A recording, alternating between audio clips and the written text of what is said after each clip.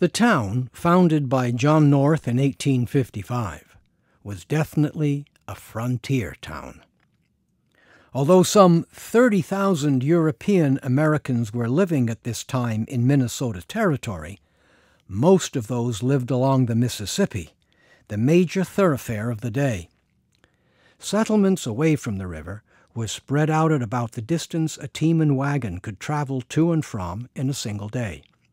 The nearest towns to Northfield of any size were Minneapolis and St. Paul, and river towns like Winona and Red Wing. Northfield had several mills, including one that was kept busy sawing lumber to be used to build homes, stores where townspeople could buy the bare necessities, and a school. Life on a frontier tends to be fairly basic. It is revealing, then, to learn that one of the first things the people of Northfield sought after securing shelter, food, ways of making a living, and schooling for their children was something to read and a place to read it. A year after its founding, Northfield had some 40 families living in it. During the winter of 1856, a group of pioneer women gathered in the schoolhouse on 3rd and Union Streets, a block north of where you're currently standing. There they organized a modest reading room, a collection of books donated by people of the community. The newspapers and magazines they read had traveled up the Mississippi by steamboat to St. Paul, and then were carried south to Northfield by stagecoach or wagon, arriving weeks after their original date of publication. The reading room the women founded turned into a circulating library with a collection of more than 200 books when the Lyceum building was built on East 4th Street in 1857. If you listen to the history of that simple frame building, the oldest one remaining in town, you'll recall that the Lyceum Society went bankrupt about 10 years after the Civil War ended. The Society tried to lease its property to the city of Northfield, with the condition that the city had to take care of the building and to add $50 worth of new books annually to the library. But the city fathers were not persuaded. In 1874, a new citizens' organization was founded. Named the Reading Room Association, it elected as its first president Professor Horace Goodhue, who taught Greek at nearby Carleton College. The association took over the failing Lyceum Library and furnished it with help from the city and donations from people of the town.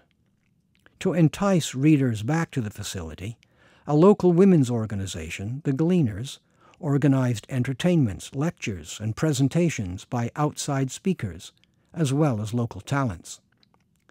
The Reading Room Association and the Gleaners were able to increase the collection, add new shelves, and bring in more furniture.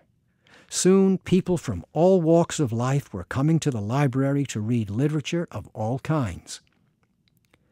In 1878, the library moved to the upstairs rooms of the Young Men's Christian Association, YMCA, of Carleton College, located on Bridge Square. 7 years later, the books moved again, to larger quarters in the building of the Northfield YMCA at 304 Division Street, and changed its name to YMCA Library. A very popular place, it received 50 to 100 visitors every day. Having found a stable location, the board of the library started to look for a stable source of financial support. The answer? Getting the city of Northfield to operate the library as a tax-supported institution. It took strong determination and continuous effort, but in 1896, after rejecting 2 proposals, the City Council approved one. On October 22, 1898, the Northfield Public Library, supported by taxation and governed by a municipally appointed board, took over the collection of books at the YMCA. Edith Pye was its first librarian.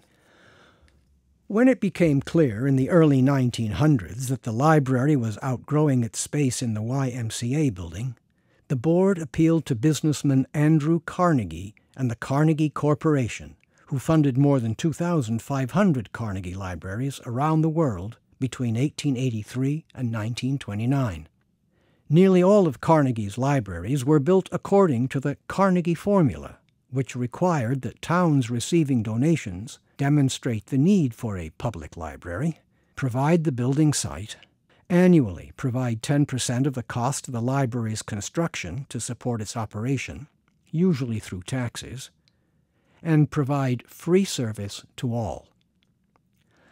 Libraries had become a crucial part of America's self-image as an open and progressive free society, and Northfield was firmly committed to this formula. In 1907, the town received a $10,000 grant from Carnegie. This was combined with $1,500 raised by city taxes and donations from individuals and organizations, and construction began in 1909. A 3,500-square-foot Northfield Public Library, located on 3rd Street between Division and Washington Streets, was dedicated on April 29, 1910. Carnegie grants to small towns were nearly always $10,000. This limited the size and type of building that could be built. Carnegie also recommended architects and approved a town's plans for their Carnegie Library. As a result, inside and out, most small-town Carnegie libraries are very similar. Still, in the early 20th century, a Carnegie Library was very often the most imposing structure in a small American community. Northfield's library was no exception. Set on a little hill, the building is surrounded by trees, epitomizing the ideal of human and nature in harmony. Its architecture is simple rather than ornate. The original main entrance, facing 3rd Street, with its Greek pediment above the door, proclaims Northfield's commitment to knowledge and culture. An impressive set of steps that led to that entrance symbolizes the elevation provided by learning. Inside, the building had the open design common to all other Carnegie libraries. This enabled people to browse and discover books on their own. Before this time, patrons generally had to ask a librarian to retrieve books from closed stacks. The building still has a fairly open plan, though the entrance was shifted from 3rd Street to Washington Street in 1985. That's when a $1.3 million renovation tripled the size of the building, providing 8,000 square feet more for additional shelf space, a children's room, and a community meeting room.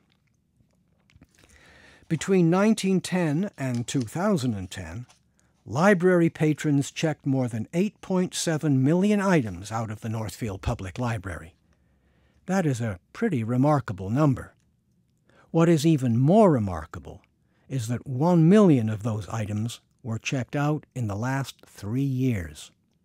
The library continues to be a vital part of life in Northfield. It is so important, in fact, that specialists think it may need to expand again, to twice its current size, in order to meet the challenge of serving a community that is growing and changing. Northfield continues to ponder the best way to accomplish this.